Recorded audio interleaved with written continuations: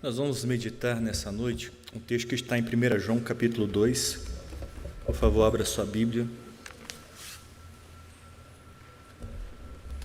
1 João capítulo 2.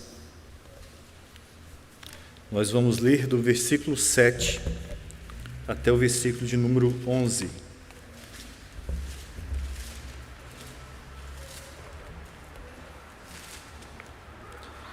João, capítulo 2, versículo 7 até o de número 11. E diz assim o texto bíblico: Amados, não vos escrevo mandamento novo, senão um mandamento antigo, o qual, desde o princípio, tivestes. Esse mandamento antigo é a palavra que ouvistes. Todavia vos escrevo novo mandamento, aquilo que é verdadeiro nele e em vós, porque as trevas se vão dissipando e a verdadeira luz já brilha. Aquele que diz está na luz e odeia a seu irmão, até agora está nas trevas. Aquele que ama a seu irmão permanece na luz, e nele não há nenhum tropeço.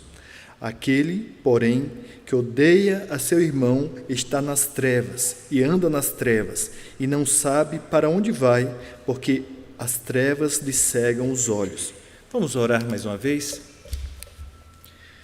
Querido Deus, nós estamos aqui perante o Senhor, já cantamos, já oramos, esperamos que o Senhor tenha se alegrado com cada parte desse culto.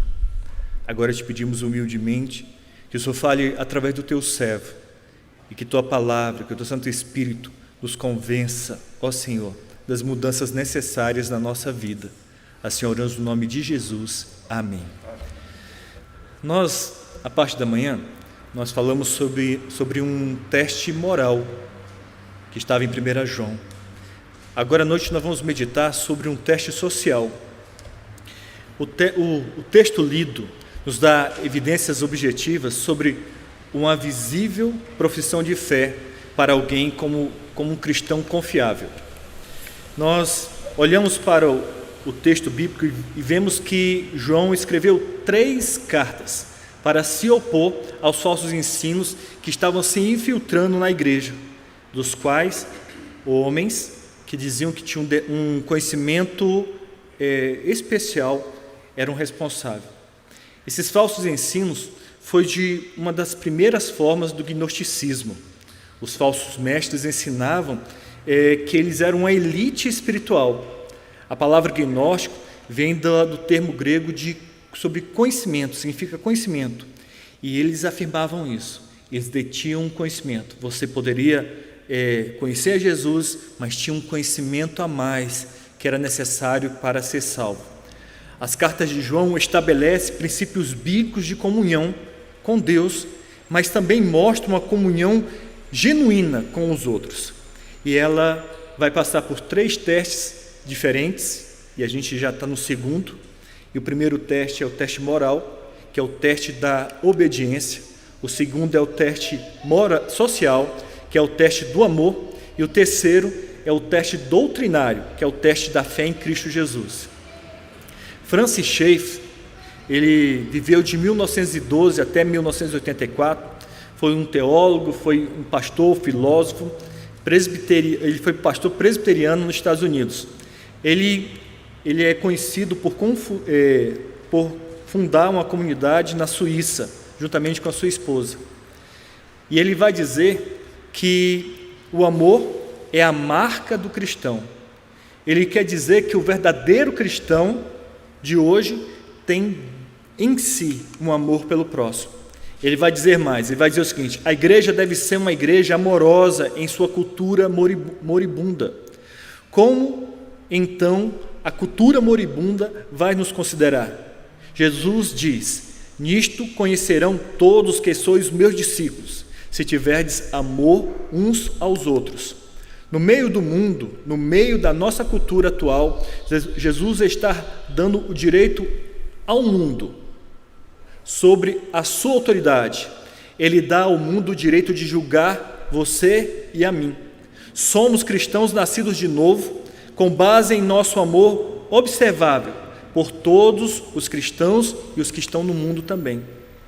Schaeffer traz isso muito forte no seu ensino, dizendo que a grande marca minha e sua, um teste do nosso amor social, é o amor uns pelos outros.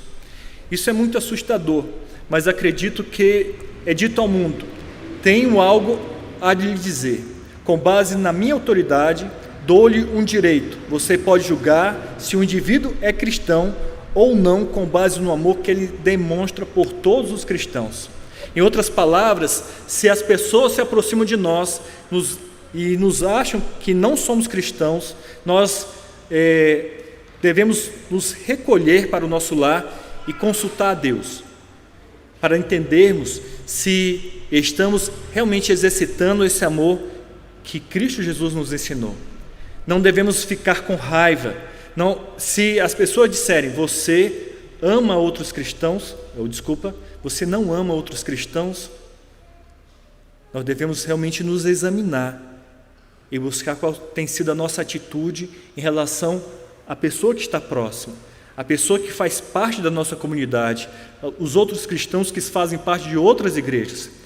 E se isso for verdade, então eles têm o direito de nos julgar.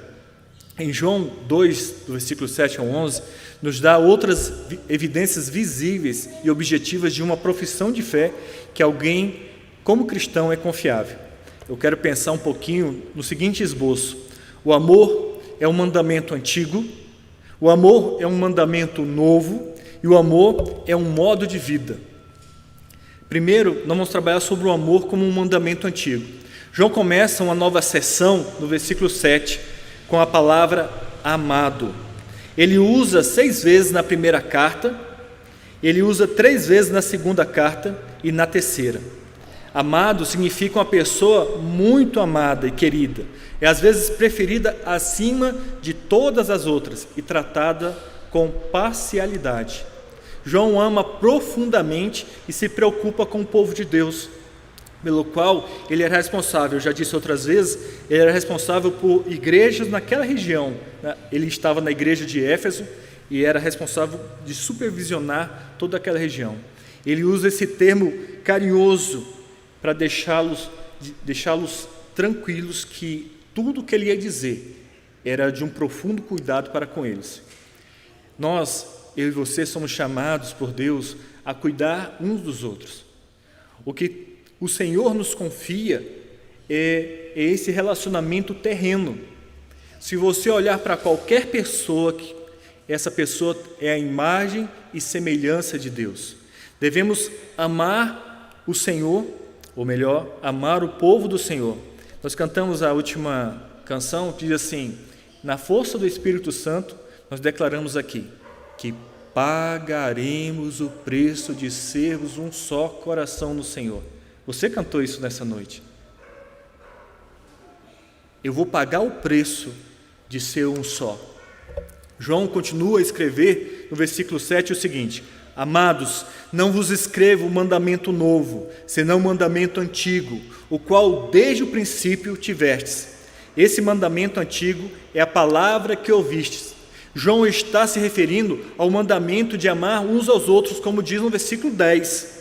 Aquele que ama a seu irmão permanece na luz e nele não há nenhum tropeço. Em 1 João 3,16 diz o seguinte: nisto conhecemos o amor, que Cristo deu a vida por nós, logo devemos dar a nossa vida pelos nossos irmãos. Entendeu isso? Nós conhecemos o verdadeiro amor quando nós já entendemos que Cristo morreu por nós, mas nós devemos ser capazes de dar a nossa vida pelos nossos irmãos. Os comentaristas, os estudiosos sobre esse texto, quando João se refere ao antigo mandamento, ele está se referindo ao ensino de Jesus, já que João estava escrevendo para a segunda geração de crentes. Mas também ele pode estar dizendo sobre quando esses irmãos da igreja receberam o Evangelho, quando eles ouviram pela primeira vez sobre o Evangelho. Ou então, ele pode estar se referindo também ao que está escrito no Antigo Testamento, em Levítico 19, segunda parte do versículo 18, que diz assim: amarás o teu próximo como a ti mesmo. Penso que João estava, mais uma vez, sendo intencionalmente ambíguo, porque todas as três possibilidades poderiam ser aplicadas. Às vezes as pessoas pensam que o amor veio à tona apenas no Novo Testamento. Alguns dizem até que o Deus do Antigo Testamento é um Deus mau e o Deus do Novo Testamento é um Deus bom. Os gnósticos ensinavam isso. No entanto, o caráter de Deus não mudou. É o mesmo no Antigo Testamento e é o mesmo no Novo Testamento. Deus sempre foi e é amor. É claro que hoje muitas pessoas não entendem o que é amor. Amor não significa que eu posso fazer o que eu quero, satisfazer as minhas vontades. Amor não é emoção, não é sentimento. O amor é guiado pelos parâmetros do caráter de Deus, conforme Ele já revelou através da sua palavra. O amor de Deus é demonstrado em toda a Bíblia, desde o primeiro momento, onde Deus cria o mundo e no sexto dia coloca o homem e a mulher para desfrutar de tudo que está ali. E aí, quando o homem peca, ele já promete que aquilo será resolvido, haverá um fim para a morte. E o último texto da Bíblia fala sobre a igreja, já com Cristo Jesus. O amor de Deus é um amor eterno, porque o próprio Deus é eterno. Em segundo lugar, que eu quero pensar com vocês nessa noite, é que o amor é um mandamento novo. João escreve no versículo 8, na primeira parte: todavia vos escrevo novo mandamento. Agora João está falando sobre um novo mandamento.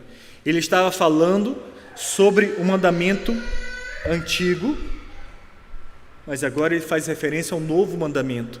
Essas duas maneiras de falar sobre o novo mandamento, o mesmo mandamento, por um lado que não é novo, mas antigo, e por outro lado é novo, é um paradoxo sobre esse antigo e novo. O antigo mandamento que estava em Levítico era amar o próximo como a si mesmo. Quando Jesus vai falar sobre o amor ao próximo, ele vai dizer assim: assim como eu vos amei. Jesus vai dizer que se a pessoa pecasse 7 vezes no dia com você, era para você perdoar todas as vezes que essa pessoa viesse até você. Esse é o amor que Jesus nos chama. É um mandamento para realmente que Jesus traz um novo significado. Jesus modela o amor pelos seus, dando vida por seus irmãos e irmãs. Ele deu uma nova expressão ao antigo mandamento. Em seu comentário, um pastor chamado James Montgomery, ele sugere 3 maneiras pelas quais o amor se tornou novo. Primeiro, em Jesus, o amor se tornou novo na medida em que alcançou. Nos dias de Jesus, os judeus conheciam o Antigo Testamento de amar, mas a maioria deles considerou que o amor deles deveria ser dado apenas a um pequeno ciclo familiar, ou amigos, ou no máximo a uma nação. Na verdade, para os judeus ortodoxos, os pecadores não deveriam ser alvo de amor. Em vez disso, eles acreditavam que pecadores eram aqueles a quem Deus desejava destruir. Além disso, os judeus ortodoxos acreditavam que os gentios, os não-judeus, foram criados para ir para o inferno. Mas quando Jesus apareceu, Ele amou a todos. Ele se tornou amigo de pecadores. Ele ouviu com simpatia a todos. Ele chegou a tocar os impuros para torná-los puros. Ele falava com mulheres que eram consideradas pessoas de segunda categoria naquela época. Jesus amava os gentios. Eventualmente, como o próprio João disse anteriormente nesta carta, Jesus foi propiciação pelos pecados do mundo inteiro. As últimas palavras de Jesus aos seus discípulos foram que eles deveriam fazer discípulos em todas as nações. Mateus 28, 19. E deveriam ser testemunhas em Jerusalém, na Judéia, na Samaria, até os confins da terra. Isso está em 1 João, versículo 8. Em segundo lugar, em Jesus, o amor se tornou novo. Nada que alguém pudesse fazer a Jesus poderia transformar o seu amor em ódio. Examine a vida de Jesus com cuidado e você nunca encontrará uma fração, uma grama de ódio nele. Olhe para Jesus na cruz. Lá ele estava carregando o peso do pecado da raça humana caída. A agonia foi tão insuportável que ele foi realmente alienado e separado do Pai. Dá para entender isso? Existe uma comunhão Pai, Filho e Espírito Santo. E por amor a mim e a você, tem um momento que Jesus diz assim: Deus meu, por que me abandonaste? Por amor a você e a mim.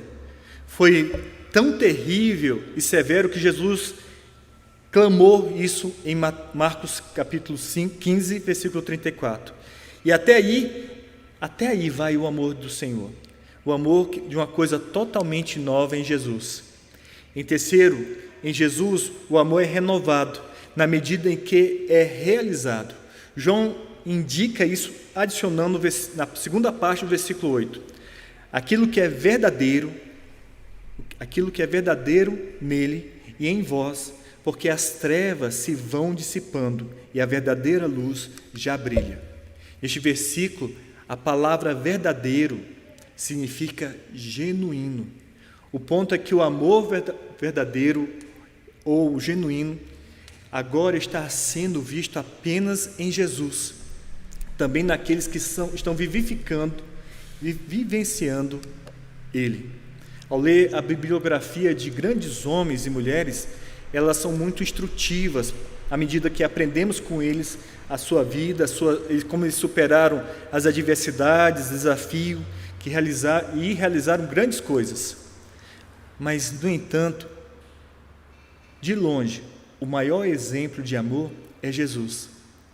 Nós já temos o registro da vida dele. Por mais breve que seja, nos 4 evangelhos, lá eu aprendo o amor extraordinário de Jesus pelos pecadores e santos. Ele modelou de uma maneira linda esse novo mandamento, de amar uns aos outros. E por causa do Espírito Santo, os crentes agora têm o poder de amar como Jesus nos amou. No terceiro ponto nosso, o amor é um estilo de vida. Olha aí no versículo 7 e 8. Diz assim o texto: Amados, não vos escrevo mandamento novo, senão um mandamento antigo, o qual desde o princípio tiveste. Este mandamento antigo é a palavra que ouvistes. Todavia vos escrevo um mandamento novo, aquilo que é verdadeiro nele e em vós, porque as trevas se vão dissipando e a verdadeira luz já brilha.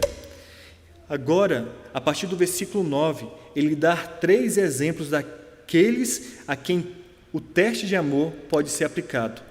João estava abordando particularmente as reivindicações dos falsos mestres. João dá 3 exemplos de amor como forma de vida. 2 exemplos são negativos e um positivo. O primeiro exemplo negativo, daquele que professa conhecer a Deus, mas odeia o seu irmão, João escreve no versículo 9: Aquele que diz estar na luz e odeia a seu irmão, até agora está nas trevas. João está falando em termos de contraste claro. Ele fala de luz e escuridão, ele fala de amor e de ódio. Ódio é falta de amor, é falta de simpatia. Portanto, João está dizendo que se alguém afirma conhecer a Deus, uma evidência dessa afirmação é amor por seu irmão. A palavra irmãos não se refere apenas aos crentes, mas em geral. É suficiente essa expressão, ela se refere às outras pessoas. Em determinado momento, alguém pergunta para Jesus: quem é o meu próximo? E Jesus usa como exemplo o samaritano. aqueles aos quais os judeus consideravam como impuro. Então o amor ao próximo vai além daquele irmão ou irmã que está na mesma comunidade que nós. João nos traz à memória o que está escrito lá em João 13:35, que ele diz assim: nisto saberão todos que sois meus discípulos, se tiverdes amor uns pelos outros. O amor uns pelos outros é a evidência de conhecer a Deus. Uma coisa é dizer que amo os outros, mas o amor é demonstrado através de ações. Isso é demonstrado quando passamos tempo com outra pessoa. Eu não sei se você conhece alguém que gosta de falar, eu não sei se você conhece alguém que gosta de se relacionar, mas o amor é demonstrado quando você para e você escuta alguém. Existe uma das linguagens de amor, é quando é tempo de qualidade, é quando você para e olha nos olhos da pessoa enquanto ela pega e conta a sua história. O amor é demonstrado quando você pega e escreve uma mensagem para o outro. Não aquelas mensagens que são encaminhadas 1000 vezes, não aquelas mensagens que são pequenas, esqueci a expressão, mas pequenas imagens como bom dia, como feliz ano novo. Eu não tenho nada contra essas imagens, mas o amor é demonstrado quando você usa o nome da pessoa e você assim: bom dia, Ricardo, como você está? O amor é demonstrado quando você passa um tempo mandando uma mensagem específica para a pessoa. É mostrado quando nós nos colocamos à disposição para ajudar outras pessoas. Às vezes o trânsito para porque alguém acabou o combustível, porque acabou a bateria, e muitos motoristas decidem buzinar. Mas eu acho que é mais fácil você descer do seu carro e ajudar aquela pessoa a sair daquele momento de tanta vergonha. O amor é mostrado através de hospitalidade, quando você recebe pessoas, quando você se coloca à disposição para ajudar quando é necessário, quando você compartilha aquilo que tem e você é generoso com aquilo. Existem muitas maneiras de demonstrar o amor de Jesus pelos outros. Eu quero trazer um outro exemplo, em segundo lugar, um exemplo positivo que João traz àqueles que amam o seu irmão. Isso está no versículo 10. Aquele que ama seu irmão permanece na luz, e nele não há nenhum tropeço. Os falsos mestres afirmavam que andavam na luz. Eles alegaram um conhecimento especial de Deus, mas João diz que um teste prático de relacionamento com Deus é amar os irmãos. E o amor é muito importante e ele precisa ser praticado primeiramente. Qual é o local mais difícil de praticar amor? Alguém diz? O local mais difícil de demonstrar amor é dentro de casa. Existe você começa a se acostumar com a pessoa e a esposa e o esposo que estão dentro do lar ali. Muitas vezes nós tratamos com muito desamor, desqualificando, não valorizando o que aquela pessoa faz dentro de casa,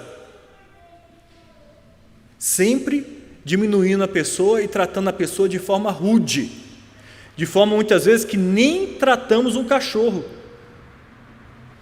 Tratamos os nossos filhos de forma que causa ira aos nossos filhos, desqualificando, destruindo a sua autoestima, e da mesma forma, os filhos não demonstram amor pelos pais nas atitudes, no respeito. O local que devemos praticar primeiramente o amor é dentro dos nossos lares e ao mesmo tempo tão difícil de ser praticado.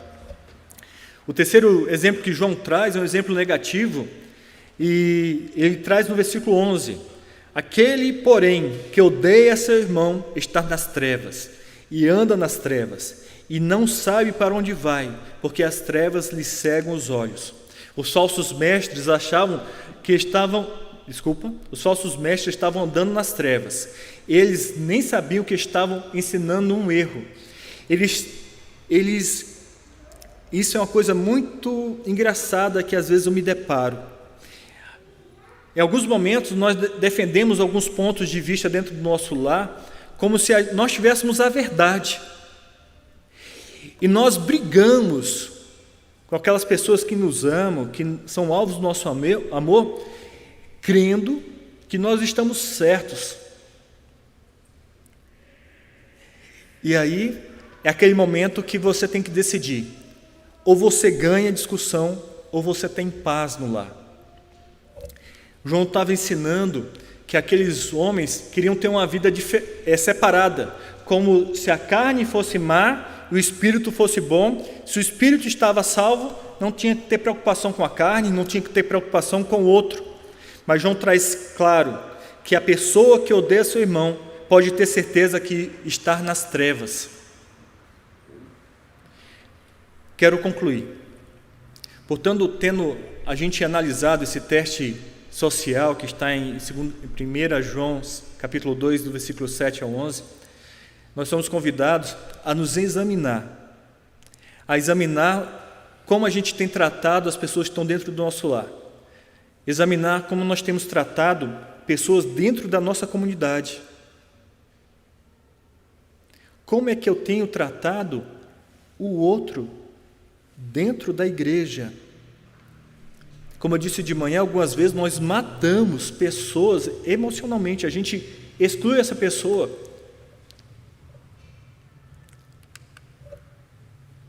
A única forma de nós termos a certeza que somos cristãos é se demonstramos amor ao outro. Eu quero repetir a canção. A gente afirma que vamos pagar o preço de sermos um só. Nós vamos pagar esse preço de sermos um só. Não precisamos ganhar todas as discussões, mas precisamos amar todas as vezes. Na prática, isso significa quando você pecar contra outra pessoa, você tem que se dispor a pedir perdão. A mesma coragem que você tem de ofender, tem a coragem de pedir perdão. Mas se a outra pessoa foi que ofendeu você, você também tem que estar disposto a perdoar essa pessoa. E também demonstrar esse amor, que é algo tão caro, que Jesus demonstrou amor por nós na cruz, e que isso não pode ser comprado. Não é emoção, não é sentimento, é uma ordem. Essa é a forma de vermos se temos essa certeza de estarmos em Cristo Jesus. Eu quero orar com você.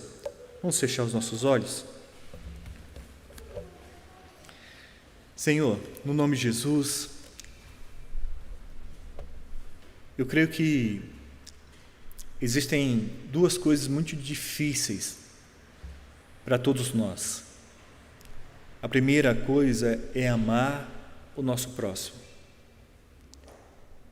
É amar de forma incondicional. É amar mesmo que a pessoa nos trate mal. Mas isso é uma das coisas mais difíceis que a gente enfrenta. A outra coisa, Senhor, é perdoar. É perdoar aquele que nos ofende, aqueles que intencionalmente se levantam contra nós. O Senhor sabe como é difícil para nós amar e perdoar. Hoje eu te peço por nós, ó Senhor. O Senhor que teve paciência até aqui, continue tendo paciência conosco, Senhor. Que o Senhor, através do Teu Santo Espírito, desenvolva em nós a perseverança de amar e de perdoar. Que o mundo, quando olhar para nós, não veja em nós pessoas que falam mal umas das outras. Que quando o mundo olhar para nós, possa ver que há um profundo desejo de tratar da melhor forma aquele que é a imagem e semelhança do Senhor. Que o mundo, ao olhar para nós, possa ver em nós um amor imenso um pelos outros. Assim oramos no nome de Jesus. Amém.